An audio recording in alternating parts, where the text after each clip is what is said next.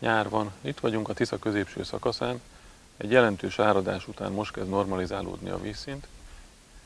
Egy olyan érdekes természeti jelenséget szeretnénk bemutatni, ami az évnek ezen szakában szokott mindig megismétlődni, ez pedig az egérúszás, vagy ahogy mi nevezzük, a pocokúszás. Mi is ez az egérúszás? Legegyszerűbben úgy definiálható ez a folyamat, hogy vándorlásuk folytán ezek a kis rágcsálók átússzák az útjukba kerülő folyókat. Itt megjegyezném azt a nagyon érdekes tényt, hogy a saját, illetve ismerőseink tapasztalatai alapján, ha például a Tiszát egy észak-déli irányú folyónak vesszük, akkor az egerek mindig a nyugati partról úsznak a keleti partra, az esetek 90%-ában. Erre igazából észszerű magyarázatot nem tudtunk találni, de így van. Ez az egész egérúszás azért nagyon fontos számunkra, harcsovadászok számára, mivel a folyókon átúszó egér nagyon egyszerűen megszerezhető és nagyon gazdaságosan megszerezhető táplálék a harcsa számára. De ebben az időszakban nem csak a harcsa, hanem a nagyobb balinok és nagyobb jászkeszegek is megszedik a vámot a vízen átúszó rágcsálókból. A gazdaságossága ragadozó alap szempontjából azt jelenti, hogy mindig az adott időszakban a legkisebb energiabefektetéssel megszerezhető táplálékot fogyasztják, mivel ha a táplálék megszerzésébe fektetett energia sokkal több, mint amit a táplálékból meg tud szerezni, akkor ez számára élettanilag teljesen hátrányos. Ezért van az például, amikor a keszegek hívási időszakában az egy helyre összetömörült nagy mennyiségű keszeg is szintén nagyon egyszerűen megszerezhető táplálék a harcsa számára, ugyanígy ebben az időszakban a vízen átúszó pocok, akinek esélye nincsen elmenekülni előle, szintén nagyon egyszerűen és gazdaságosan megszerezhető táplálék számára. Az egérúszás jellemzően akkor kezdődik, mikor a földeken elkezdik aratni a gabonát, de csúcspontját akkor éri el, mikor a tarlókat felszántják, és az egerek eredeti élőhelye megszűnik, így kénytelenek nagyobb távolságokra vándorolni. Az egérúszás erősségét nagyon sok tényező befolyásolja. Ez azért nagyon lényeges, mivel a vándorló pockok számával egyenesen arányos a zsákmánykereső harcsák száma, és ami legfontosabb, a nagysága. Ez az imént említett gazdaságossággal van összefüggésben, ugyanis ha egy nagy harcsának az egész éjszakáját azzal kell tölteni, hogy lefelúszkál a folyón, miközben 200 méterenként elvétve úszik egy-egy pocok, akkor neki ez nem gazdaságos, mivel a befektetett energia sokkal több, mint amit meg tud szerezni a táplálékból.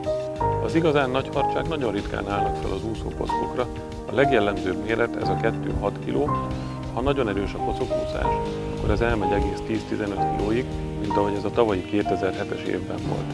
A legerősebb általunk tudott pocokúszás a 90-es évek elején volt, ekkor néhány 20 kg fölötti példány is zsákmányul esett, de 30 kg fölé nem sikerült menni. A pocokúszás erősségére már igazából az előző tél mienségéből is lehet következtetni, ugyanis a pockok legnagyobb ellensége nem túl meleg, nem túl hideg, hanem az igazi hűvös, csapadékos belvízes tél. Ekkor a számuk úgy lecsökkenhet, hogy következő évben az egész pocokúszás el is maradhat. Fontos kérdés az, hogy hol keressük ezeket a helyeket, ahol a pockok átkelnek a folyóinkon. Ugyanis ezt az egész egérúszást ne úgy képzeljük el, hogy a folyók teljes hosszában tömegével úsznak át az egerek, hanem meghatározott helyeken, meghatározott időben csapatostól kelnek át. Hol is vannak ezek a helyek? Legelső támpont az, hogy gabonaföld legyen a közelben. Ezután a folyópartokon, ha figyelmesen járunk, akkor magukat a pockokat, ha nem is vesszük észre, ugyanis az úszásnak a nagy része éjjel történik, de már a kora esti órákban, illetve délután a vízpartokon vadászó görényeket, rókákat és macskákat megfigyelve következtethetünk azokra a szakaszokra, ahol a pockok át fognak kelni. Ha elég sok időt töltünk a vízpartokon, akkor tanulni lehetünk annak, ahogy a pockok átúsznak a vízen, és ha igazán szerencsések vagyunk, akkor azt is láthatjuk, ahogy a harcsa egyetlen hang nélkül, egyetlen locsanás nélkül leveszi a víztetéről az úszó egeret.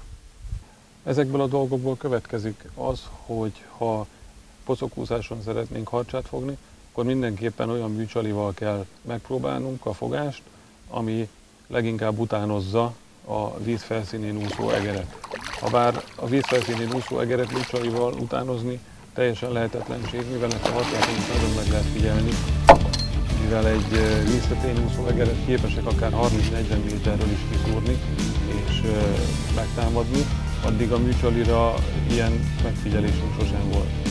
Ha igazán szerencsések vagyunk és jó helyen vagyunk, jó időben, és még a csalit is eltaláltuk és jól is használjuk, akkor hatalmas élményekben lehet részünk, mivel ilyenkor egy-egy éjszaka akár 8, 10, jó esetben 15 darab harcsát is zsákmányul lehet ejteni.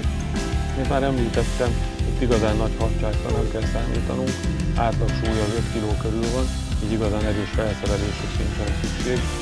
Bőven elég egy közepes, vagy inkább egy közepesről kicsit gyengébb összeállítás.